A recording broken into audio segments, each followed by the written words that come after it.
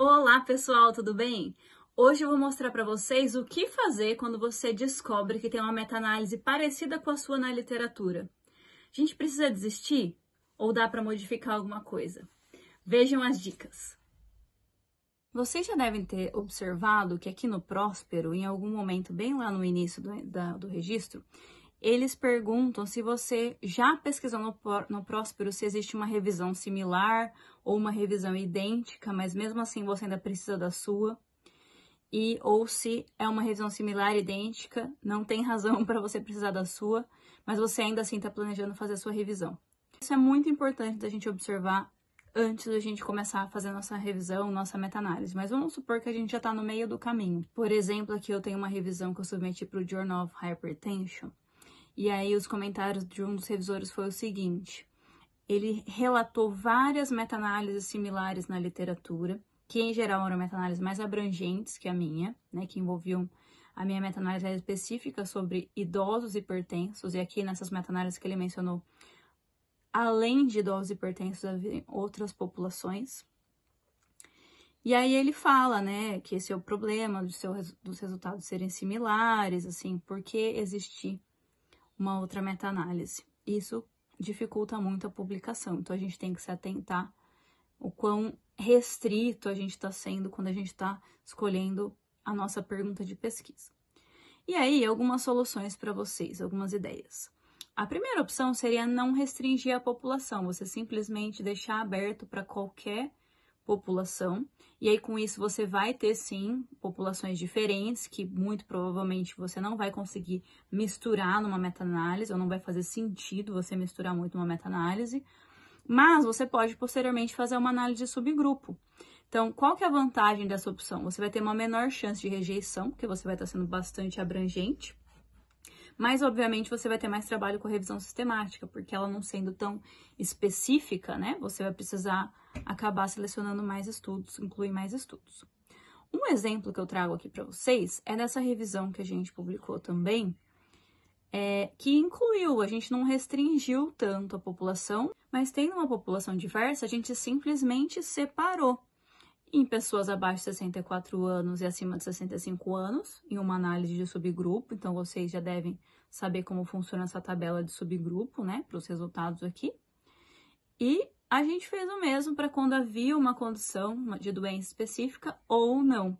Nesse caso, não valia a pena separar por hipertenso ou não hipertenso, mas se for o caso de uma doença específica que você tem interesse, você pode fazer o mesmo e simplesmente agrupar de acordo com os tipos de doença, como a gente fez aqui nessa análise de subgrupo para doenças em geral.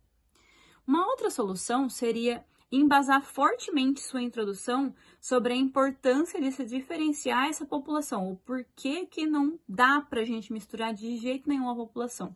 A vantagem dessa opção é que você mantém a revisão sistemática mais simples e fácil, porque você está restringindo bastante a sua análise, mas uma pequena desvantagem é que ainda tem chance de ser mal interpretado e rejeitado por parecer uma repetição da literatura.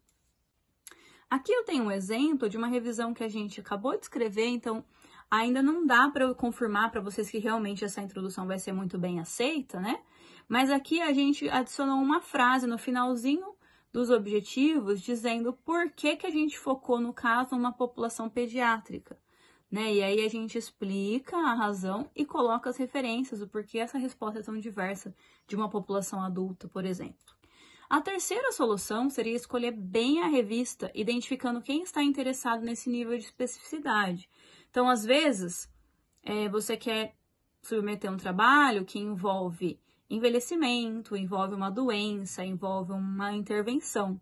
Será que é melhor uma revista que tem interesse no envelhecimento apenas, uma revista que tem um interesse naquela doença especificamente, uma revista que tem interesse naquela intervenção? Então, isso, infelizmente, você precisa ter muita experiência e dá trabalho para você ter esse feeling, né, do interesse das revistas. Então, é importante ter alguém mais experiente no seu grupo e muitas vezes não vai ser possível, é difícil você tentar prever. Mas, às vezes, com algumas submissões, algumas tentativas, você descobre a revista que está interessada nesse seu nicho. E a vantagem é que uma boa escolha te permite publicar muito bem, né? Independente da especificidade ou da abrangência do seu trabalho. Então, sempre vale a pena em qualquer caso, você escolher muito bem a revista que você vai publicar. Eu devo repetir a meta-análise anterior apenas para utilizar literatura mais atualizada? Então, vamos supor que não tem nada de novo que você vai trazer, você vai simplesmente repetir a literatura. Infelizmente, eu não arriscaria, né, essa opção. Por quê? Porque pode ser que você encontre exatamente o resultado, escreva exatamente a mesma coisa. E os revisores que vão avaliar o seu trabalho não vão julgar que tem literatura suficientemente nova para precisar de uma meta-análise nova. Então, eu acho sempre muito arriscado. O único caso de valer a pena nessa atualização é se você realmente tem alguma coisa nova para adicionar. Se você já sabe que o resultado vai ser diferente por conta dos estudos novos que surgiram, ou se você sabe que você pode aprofundar em alguma análise de subgrupo, uma análise de regressão, com alguma informação nova, mas somente para repetir a literatura de forma atualizada, é bastante difícil convencer a revista de que isso é importante. Então, eu tomaria cuidado com essa opção. Bom, é isso. Espero que vocês tenham gostado. Qualquer dúvida é só deixar os comentários. E, por favor, não se esqueçam de se inscrever no canal e deixar o seu like. Obrigada!